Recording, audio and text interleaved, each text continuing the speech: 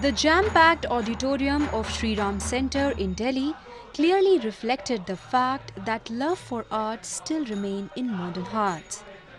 What else clearly got reflected through the plays was the performance, which included the theme of communal harmony.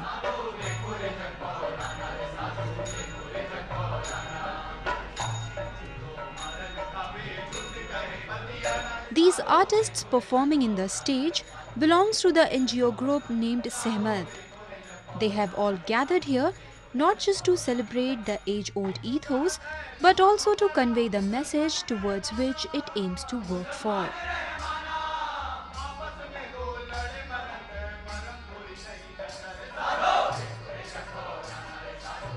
के लिए सहमत की formation हुई थी, सफदर के ऊपर अटैक हुआ था। वो नाटक कर रहे थे, उसके ऊपर उन पे अटैक हुआ था और उसमें उनकी मौत हुई थी। उस वक्त हिंदुस्तान भर के आर्टिस्ट इकट्ठे हुए और उन्होंने इस मकसद से कि क्रिएटिव फ्रीडम, जो फ़नकार की अपनी आज़ादी होती है, इज़हार की आज़ादी, उसके तहफ़्फ़ुज़ के लिए सहमत बनाया गया। अरे कबीरबा को समझाओ, लोगन से बहुते उलझे लगा है। अरे भाई, बाजार में माल बेचे जात है, तो माल बेच खोज कर सीधा लौटाई करे। People in auditorium were mesmerized with the performance by the artists. The reason behind the charm was the play Kabira Khada Bazaar mein, written by Bhishma Sahani. The story took the audience back to those days when riots and discrimination between Hindus and Muslims were common in a society.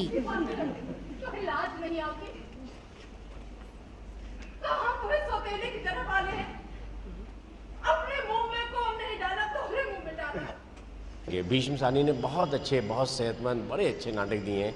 बहुत commitment उनके साथ था, society के साथ उनका। और ये जो था, जो दरार हिंदू मुस्लिम्स के बीच में और जो पॉलिटिकल जो इस तरह के सिनेरियो बन रहा था, उस पर एक करारा वार था भीष्म साहनी का।